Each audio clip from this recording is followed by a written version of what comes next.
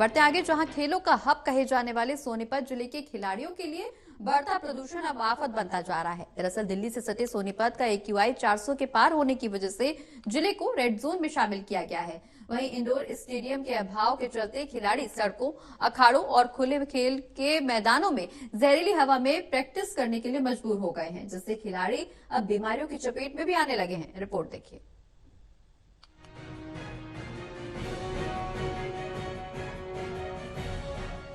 राष्ट्रीय अंतर्राष्ट्रीय स्तर पर हरियाणा के खिलाड़ी समय समय पर अपनी प्रतिभा का लोहा मनवाते रहे हैं।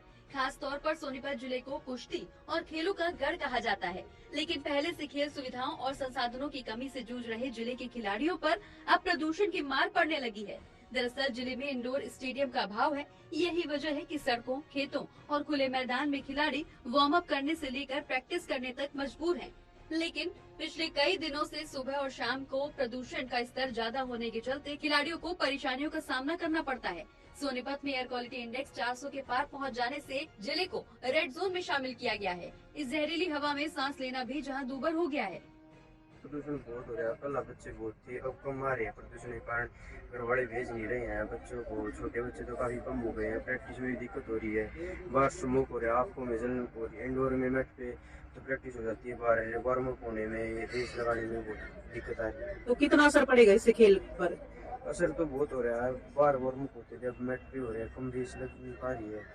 जो आउटडोर प्रैक्टिस वो कम हो पा रही है, इंडोर ज्यादा हो रही है। ये स्मोक वगैरह जल्दी हो रही है, टाइमिंग चेंज हो रही है, हमारी प्रैक्टिस की कम हो रही है। पहले 3-4 घंटे होती थी, अब 1-1.5 घंटे पे आ गई है। कितनी समस्या हो रही है खिलाड़ियों को? काफी, जैसे सांस लेने में भी तकलीफ हो रही है। जो बाहर हम 1-1.5 घंटा करते थे, उसमें 15-20 मिनट आ गई है।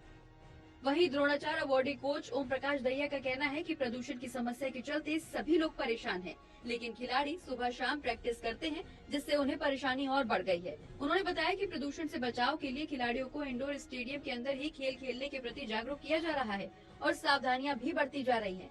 वहीं प्रताप अखाड़े में चल रहे स्पोर्ट अथॉरिटी ऑफ इंडिया के खेलो इंडिया सेंटर चल रहे हैं, जहां डॉक्टर सुबोध का कहना है कि प्रदूषण गंभीर समस्या है। ऐसे में केंद्र में प्रैक्टिस करने आने वाले सभी खिलाड़ियों को हिदायत दी गई है, इस स्टेडियम के अंदर रहकर ही अभ्यास करें। देखिए, प्रदूषण का खिलाड़ियों पर ही नहीं, सब पर अफेक्ट होता है। विशेष ज्यादा प्रदूषण है, जैसे सोनीपत का दिल्ली का बताते हैं 500 से भी अधिक हो गया है। तो यहाँ तो बच्चों को बहुत ज्यादा इनके फेफड़ों में असर हो जाएगा। कोरोना के होने के चांस भी हो सकते हैं, क्योंकि ये प्रदूषण का सीधा सीधा जो अफेक्ट होता है और फेफड़ों पर ही होता है। और फेफड़े हमारे अगर कमज़ोर होंगे तो उस पर बहुत ज़्यादा बुरा अफेक्ट हो जाएगा। तो हमने बचना चाहिए सुबह वक्त से, थोड़ा देर से मेहनत करा लें, देर से एक्टिविटी करा लें। तो इस समय सुबह और शाम की जो प्रैक्टिस है हम इंडोर करवा रहे हैं हॉल्स में, क्योंकि बाहर प्रदूषण का स्तर काफ़ी ज़्यादा है। कितना खतरनाक है अगर बाहर जो प्रैक्टिस करते हैं? छोटे बच्चों के तो सबसे ज़्यादा खतरनाक है ये। आप देख रहे होंगे एलर्जिक प्रभाव जो बच्चों पे आ रहे हैं, खांसी, जुकाम, फीवर। तो ये मैं कहीं ना कहीं इसका कारण प्रदूषण को ही मान रहा हूँ, इस समय जो हम एलर्जिक बीमारियां देख पा रहे हैं।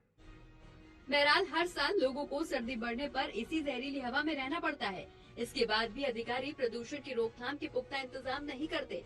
रोकथाम के इंतजाम नहीं किए गए तो इस बार AQI दिवाली तक आपात स्थिति तक पहुंच जाएगा। पिछले कई साल से प्रदूषण का स्तर गंभीर श्रेणी में पहुंच रहा है। इसकी रोकथाम के हर साल दावे तो किए जाते हैं, लेकिन जमीनी धरातल पर सब दावे हवा हवाई हो जाते हैं। सोनीपत से कविता शर्मा की रिपोर्ट।